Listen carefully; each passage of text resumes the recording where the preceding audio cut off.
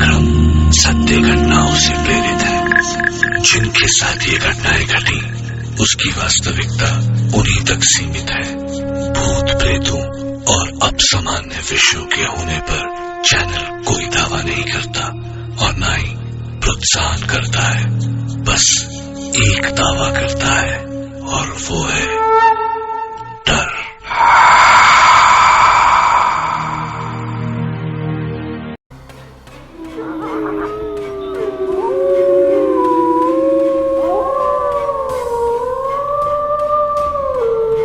अनजान जगहों और जंगलों में कैंपिंग के शौकीन दो दोस्त योगेश और अतुल आज एक बेहद सुनसान जंगल में अपना कैंप लगाकर एक नए डरावने अनुभव के लिए सज्ज हो गए थे। आज तक उन्होंने कई डरावनी जगहों पर कैंप लगाकर रात बिताई थी, परंतु ये जंगल कुछ ज़्यादा ही अजीब था।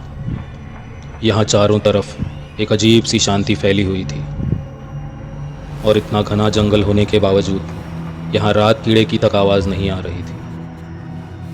खाना खाकर वे दोनों बस लेटने ही वाले थे कि अतुल को अपने बैग पर कुछ महसूस होने लगा। उसका बैग पूरी तरह से गीला हो गया था। उसने कहा, अरे यार योगेश, शायद पानी की बोतल खुल गई है। योगेश ने बैग खोलकर देखा तो वो बोतल का सारा पानी बैग में गिर गया था।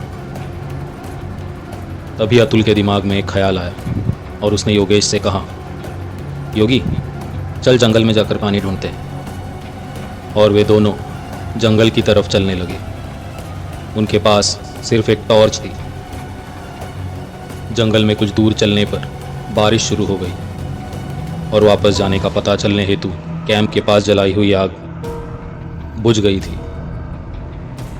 चलते चलते दोनों दोस्त जंगल में काफ़ी अंदर आ गए थे। दोनों ने अपनी अपनी घड़ी अपने टेंट में ही उतार दी थी और अब उन्हें वक्त का बिल्कुल भी अंदाज़ा नहीं था।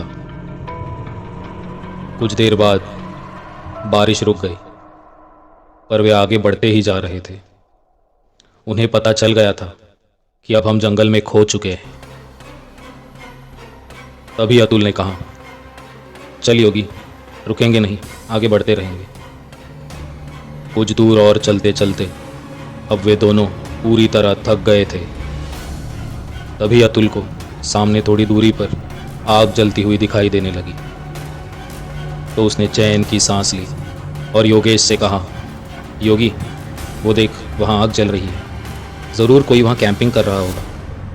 इतना कहकर वे दोनों आगे बढ़ ही रहे थे कि योगेश का पैर किसी पत्थर से टकरा गया और वो दर्द से रोने लगा।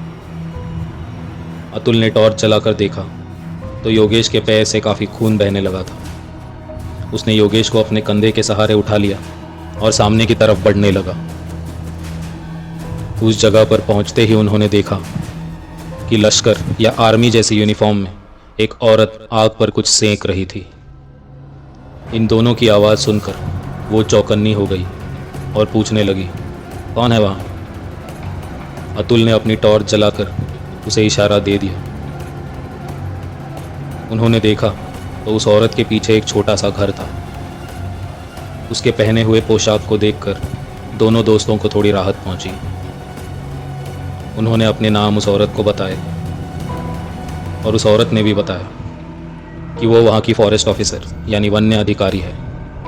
इतना कहते ही उसका ध्यान योगेश के पैर पर गया और उसने कहा, अरे बाप रे, इसके पैर से तो काफ़ी खून बह रहा है। आप दोनों अंदर चलो, मैं मरहम पट्टी कर देती हूँ। उस ऑफिसर के साथ दोनों घर के अंदर चले गए। वो घर अंदर से काफ़ी सुंदर था। ये देखकर अतुल को थोड़ा अजीब महसूस हुआ और उसने पूछा, मैडम, घने जंगल में होने के बावजूद आपने इस घर को काफ़ी सुंदर बनाए रखा है।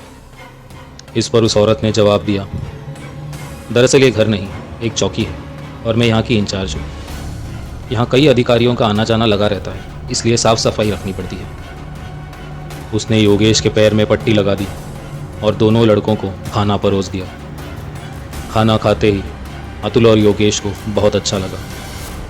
महिला अधिकारी ने उनसे कहा, आज रात यहीं सो जाओ, मैं सुबह तुम्हें अपनी गाड़ी से छोड़ दूंगी। दोनों ने हाँ कही और वहीं हॉल में सो गए। दवाई खाने के कारण योगेश को तुरंत ही गहरी नींद आ गई। कुछ देर के बाद अतुल की आंख खुली और उसने आंख मलते हुए आसपास नजर घुमाई और वहीं दंग रह गया।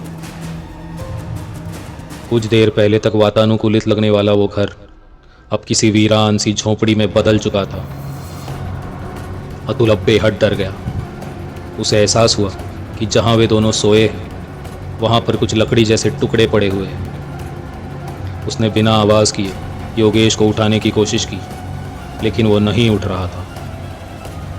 अतुल ने आसपास पड़े टुकड़ों पर अपनी नज़र घुमाई और उठाकर देखा तो वो एक इंसानी खोपड़ी थी। अतुल ने अपनी उंगली मुंह में दबाई और अपनी चीख को किसी तरह रोक दिया और घुटनों के बल धीरे धीरे अंदर वाली रूम की तरफ खिसकने लगा। अंदर के रूम में जो उसने देखा वो दृश्य बिल्कुल मौत के समान था। वहां वो महिला अधिकारी नहीं बल्कि एक बूढ़ी डायन बैठी हुई थी और वो किसी तरह का कच्चा मांस खाए जा रही थी। मांस खाने में लगे होने के कारण उसका ध्यान अतुल की तरफ नहीं गया। अतुल ने तुरंत ही जोर जोर से हिलाकर योगेश को जगा दिया और उसका मुंह बंद करके दबे पैरों से घर के बाहर आ गया। तभी उनके कानों पर एक आवाज आई, कहाँ जा रहे हो बच्चों? योगेश ने पीछे देखा तो वो डायन उनके पास देखकर हंस रही थी। अतुल और योगेश भागने लगे, लेकिन पैर में चोट होने के कारण योगेश दौड़ नहीं पा रहा था। अतुल ने पीछे देखा और उसके पैरों तले से जमीन ही खिसक गई। वो डायन ठीक उनके पीछे ही आ रही थी। अतुल ने योगेश को अपने कंधे का सहारा दिया और जितनी तेज हो सके दौड़ने लगा। उसने योगेश से कहा, कुछ भी हो जाए पीछे मुड़कर मत देखना। पूरे समय उन्हें पीछे से उस डायन की आवाज़ें आ रही थी। वो बीच बीच में डरावने तरीके से चीख रही थी। दौड़ते दौड़ते योगेश का पैर फिसला और वो दोनों ही जमीन पर गिर गए। योगेश से अब दर्द सहन नहीं हो रहा था। उसने दर्द में चिल्लाते हुए अतुल से कहा, तू भाग जा। लेकिन अतुल ने पीछे देखा तो वो डायन उनसे काफ़ी दूर थी। ये देखकर अतुल ने तुरंत ही योगेश को उठाया और फिर से दौड़ने लगा।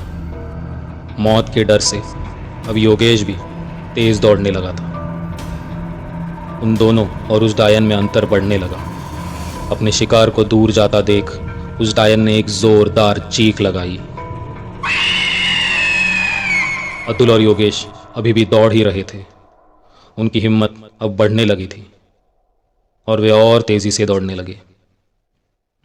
काफ़ी दूर दौड़ने के बाद वे कुछ पल के लिए रुके और ज़ोर से सांस लेने लगे। अतुल ने 2-4 कदम पीछे जाकर देखा तो वो डायन कहीं नहीं थी और अब ना तो उसकी चीख सुनाई दे रही थी। अतुल ने चैन की सांस ली और आकर योगेश से कहा, बच गए यार। और उसने योगेश की तरफ देखा तो वो बिना हिले खड़ा था और अचानक ही जोर जोर से रोने लगा। अतुल ने उससे पूछा, लेकिन वो कुछ बोल नहीं रहा था। उसने बस अपनी उंगली से अतुल की तरफ एक इशारा किया। अतुल ने पीछे मुड़कर देखा और वहीं गिर गया। वो लोग जिस झोपड़ी से भागकर इतने दूर आ गए थे, वो झोपड़ी ठीक उनके सामने ही थी और उस झोपड़ी की छत पर वो डायन खड़े होकर उनका इंतजार कर रही थी। उन्हें देखते ही वो हंसने लगी और जोर से चीख उठी।